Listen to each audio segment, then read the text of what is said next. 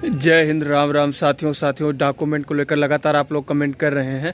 जिन्होंने फॉर्म भर दिया वो भी, और जिन्होंने अभी फॉर्म नहीं भी भरा है वो भी, दोनों लोग पूरी तरीके से आप लोग अपना डॉक्यूमेंट समझ लीजिए, क्योंकि डॉक्यूमेंट को लेकर मैंने वीडियो नहीं बनाया था, इसीलिए शायद लगातार आप लोगों के कमेंट आ रहे थे कि सर डॉक्यूमेंट पर एक वीडियो बनाइए।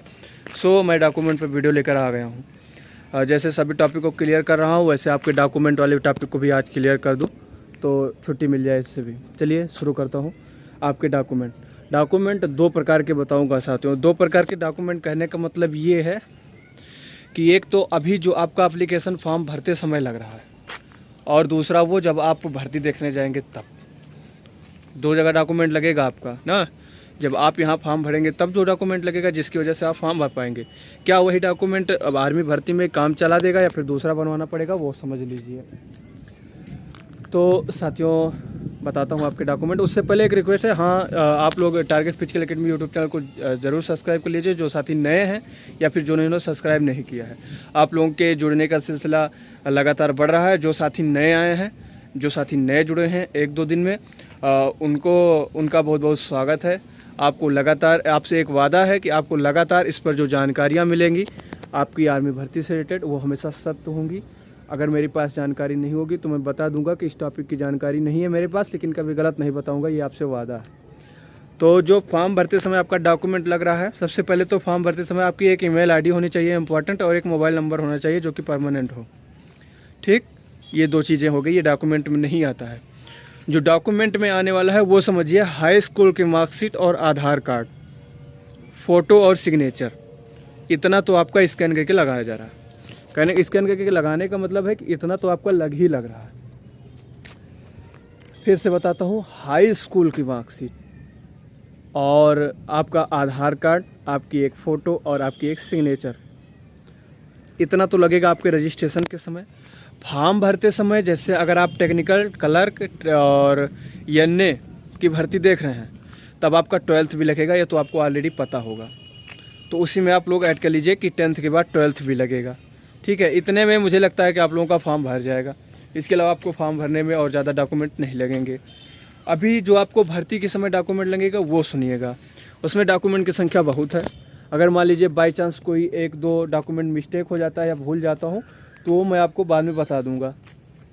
ठीक है, और अगर आप लोग भी कांटेक्ट करना चाहते हैं या फिर ग्रुप में जुड़ना चाहते हैं तो ग्रुप का जो लिंक है, जो व्हाट्सएप ग्रुप का लिंक है, डिस्क्रिप्शन में दे दिया हूँ, वहाँ से आइए, आप लोग जुड़ जाइए।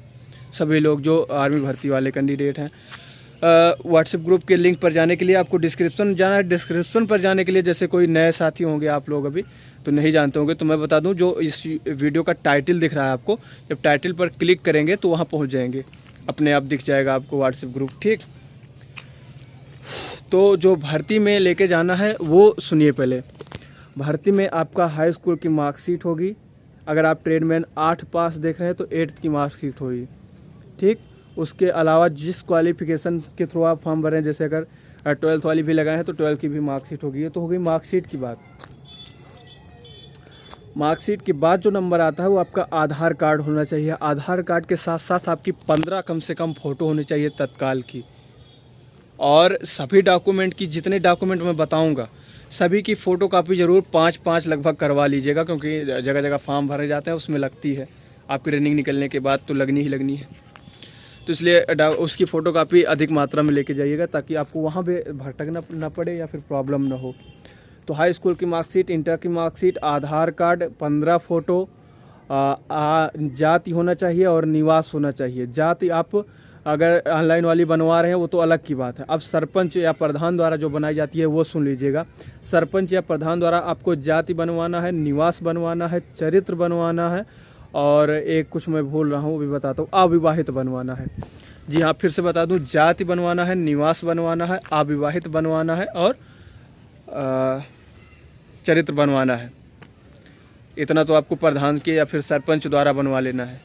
ठीक है, और उसके बाद एक डॉक्यूमेंट जो सबसे ज़्यादा इम्पॉर्टेंट रहेगा इस आपकी आर्मी भर्ती के लिए, आपका शपथ पत्र या फिर इंग्लिश में एफिडेविट कहते हैं। एफिडेविट कहाँ से बनता है ये मैं बता दूं, तो आपके तहसील जहाँ आपके नोटरी वाले बैठते होंगे वहाँ से आपका बन जाएगा।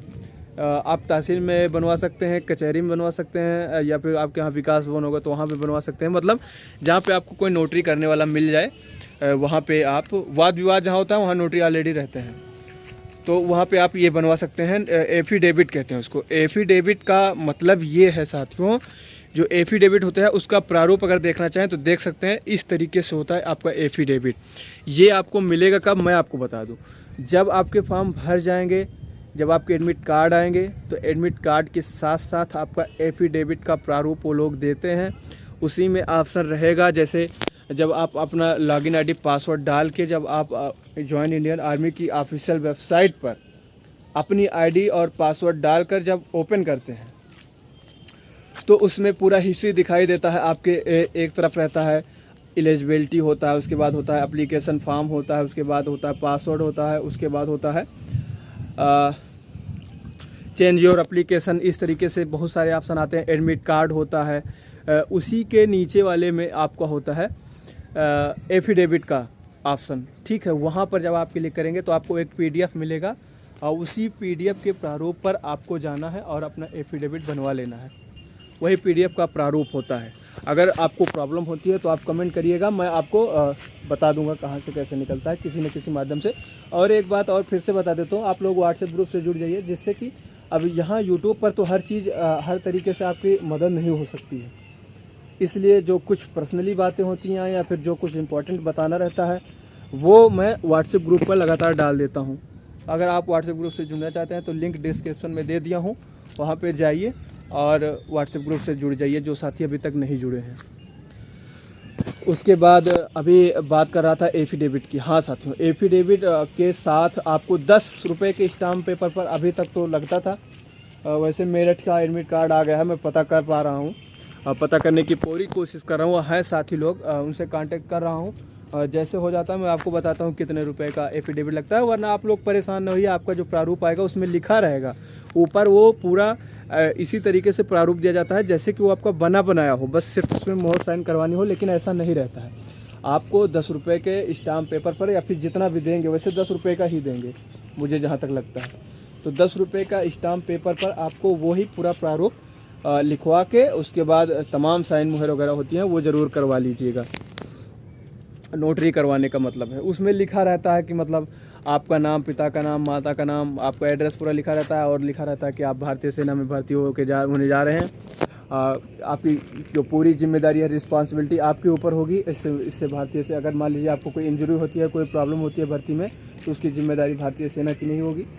और आपने जो दस्तावेज प्रस्तुत किए हैं वो सभी दस्तावेज सत्य हैं। गलत पाए जाने पर आपके खिलाफ आपराधिक केस भी हो सकते हैं। इस तरीके से बहुत सारी चीज़ें लिखी रहती हैं। जब आपका एफिडेविट आएगा तो आप देख सकते हैं टोटल इतना डॉक्यूमेंट लगना है। जो समझ में ना आया हो कमेंट में पूछ लीजिएगा। और इसके अलावा अगर कुछ मुझसे छूटा होगा तो मैं जल्दी ही उसको भी आप लोगों को बता दूंगा, आप लोग परेशान नहीं होइएगा। बाकी जो साथी अभी तक इंस्टाग्राम पर फॉलो नहीं किया, Rahul update official Instagram ID है, जाके फॉलो कर लीजिए। वीडियो पसंद आए तो लाइक कर दीजिए। मिलता हूँ नए वीडियो में नई जानकारी के साथ, तब तक के लिए जय हिंद, जय भारत।